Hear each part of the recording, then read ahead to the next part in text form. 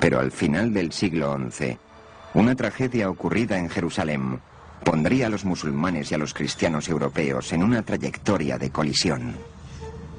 Jerusalén estaba gobernada por un califa egipcio, un infame llamado Al-Hakim.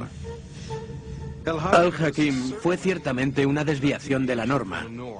Hablando clínicamente, supongo que hoy le consideraríamos un loco, alguien que sufre de demencia. Durante 200 años, los lugares sagrados de los cristianos habían sido respetados y protegidos por los gobernantes musulmanes. En el año 1009, el califa egipcio Al-Hakim rompió con esa tradición.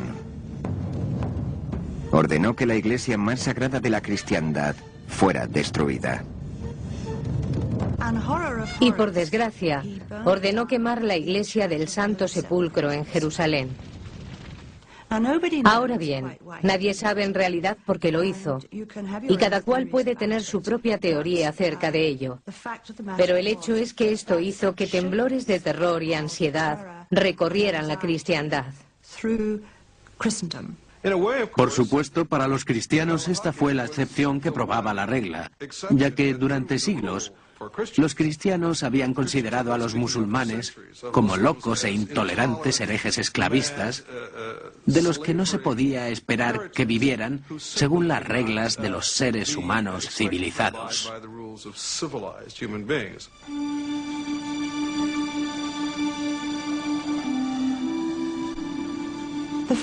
El hecho de que el sucesor de Al-Hakim ya hubiera reconstruido la iglesia del Santo Sepulcro para el año 1048 con ayuda bizantina no sirvió para nada. Ahora ya existía la percepción de que las cosas no iban bien en tierra sagrada. El sentimiento antimusulmán se estaba cociendo en Europa, y para el año 1095 alcanzó su punto de ebullición. El Papa Urbano II pasó la mayor parte de ese año viajando por Francia, implorando a los señores feudales que se unieran en una campaña punitiva. «Apresuraos a exterminar esa raza vil de las tierras de vuestros hermanos del Este», demandó el Papa. «Jerusalén es el ombligo del mundo y está pidiendo ser liberada. Cristo mismo lo ordena».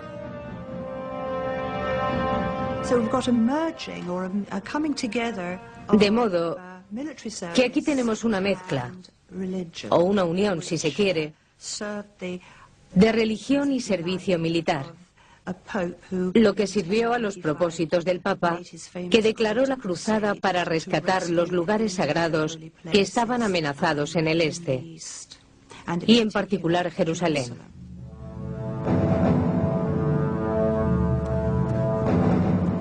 En el año 1097, los pastores musulmanes en Siria vislumbraron por vez primera un espectáculo que pronto haría estremecerse de terror la Tierra Santa.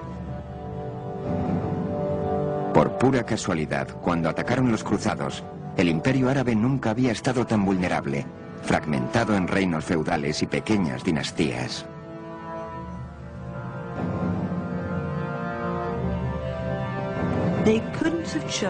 No podían haber elegido un momento mejor, porque el mundo musulmán estaba en un estado de fragmentación. Los grandes gobernantes de la época habían muerto, y en el vacío de poder se introdujo el más inesperado de los enemigos, los cruzados de la Europa occidental. ¿Quién hubiera podido predecir que este nuevo enemigo de procedencia inesperada atacaría el mundo musulmán? Fue algo sin precedentes, una verdadera sorpresa. En realidad, los musulmanes no sabían quiénes eran. Pensaron que se trataba de otro lote de bizantinos que venían como de costumbre a causar molestias y luchar en las fronteras. No tenían ni idea de que había este extraordinario brote de fervor religioso y fanatismo que les llegaba de Europa occidental, ni de que la meta de este grupo fuera Jerusalén.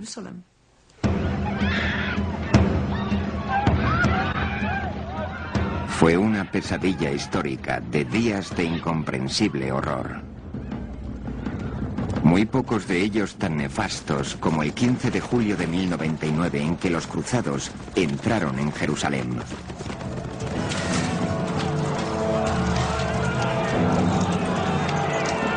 La masacre debió de ser terrible. La población huyendo, presa del terror.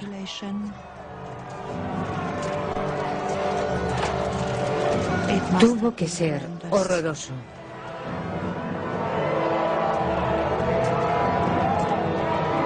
Esto es parte de una carta de los cruzados para el Papa. Si su santidad desea conocer el destino de los enemigos que encontramos en la ciudad, sabed esto. Nuestros hombres cabalgaron con las patas de sus caballos hundidas hasta las rodillas en sangre sarracena. Cuando vislumbraron la ciudad sagrada, estaban en un estado de exaltación. Tal vez fue por eso que cuando penetraron por las puertas de la ciudad, estaban ardiendo de celo fanático, lo que originó aquella terrible masacre en el nombre de la cristiandad. Desde el justificable punto de vista musulmán, esto cubrió de oprobio a los cristianos. Ni siquiera los cristianos obtuvieron misericordia. En la iglesia del Santo Sepulcro fueron masacrados docenas de fieles procedentes de sectas orientales. Para los cruzados, no eran más que extranjeros. Las crónicas cristianas registran la carnicería. Los sarracenos que continuaban vivos arrastraron fuera a los muertos y los pusieron en enormes filas. Nunca se había visto ni oído de una matanza semejante de paganos. Las piras que hicieron se asemejaban a pirámides. Su llegada horrorizó al mundo musulmán. Se conservan un número de lamentaciones extremadamente conmovedoras en poesía que datan de ese periodo. Los poetas árabes de aquel tiempo hablan de los sentimientos de terror y angustia que los cruzados, o los francos como eran llamados por fuentes árabes, causaron a la población local. Las mujeres viejas y jóvenes se encerraron en sus casas temblando de miedo.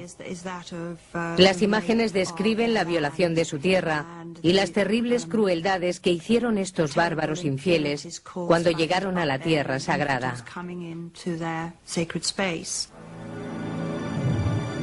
Hemos mezclado la sangre con las lágrimas, y en nosotros no hay sitio para la piedad.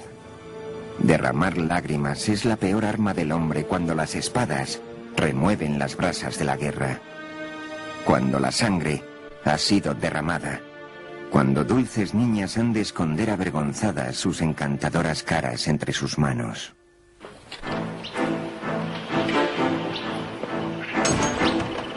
La primera cruzada había terminado. De los 100.000 hombres que comenzaron la campaña, la mayoría regresaría eventualmente a Europa, habiendo visto muy poco de la vida musulmana. El trabajo de ocupar Jerusalén y sus alrededores recayó en los 20.000 hombres que se quedaron indefinidamente.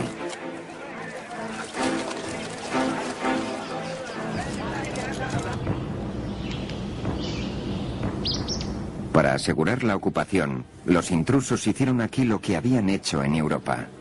Construyeron castillos.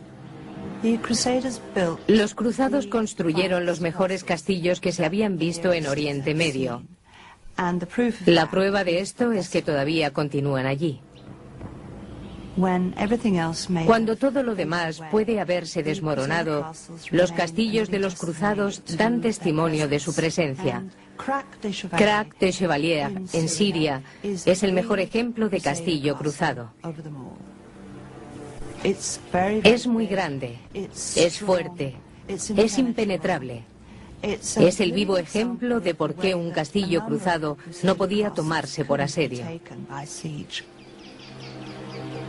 Desde aquí se puede vislumbrar el terreno por kilómetros y kilómetros a la redonda. Los otros castillos estaban a una distancia que hacía posible la comunicación por medio del fuego y las señales de humo.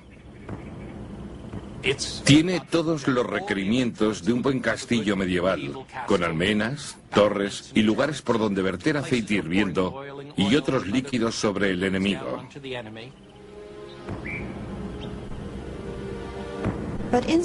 Pero ¿cómo era la vida en el interior del castillo? No era regocijo y festividad, era temor constante. Tenían que vigilar por si alguien trataba de excavar los cimientos del muro o de arrimar escaleras para trepar.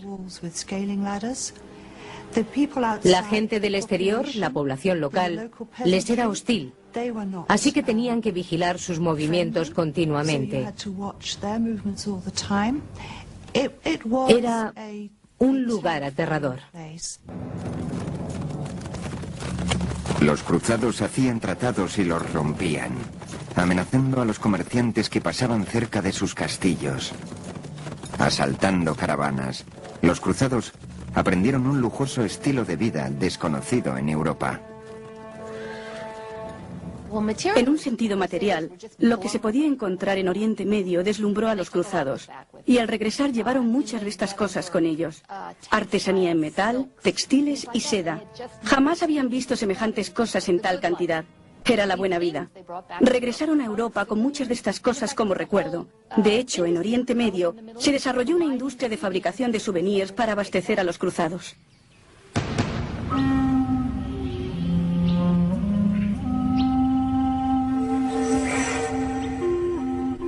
Es quizá un prejuicio occidental el imaginar que los cruzados fueron una fuerza decisiva en los acontecimientos mundiales, devastadora para la cultura y el comercio islámicos. En realidad, mientras los cruzados se hacían fuertes en sus castillos, el Islam prosperaba y extendía su influencia. El mensaje de Mahoma se dejaba oír tan claro y tan fuerte como siempre. Allahu Akbar. Allahu Akbar. Ashhadu an la ilaha. Las mezquitas formaban ahora parte de todos los horizontes. Se daba la bienvenida a los comerciantes y se hacían escuelas y hospitales.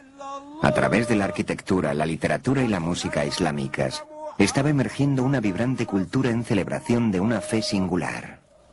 أعوذ بالله من الشيطان الرجيم بسم الله الرحمن الرحيم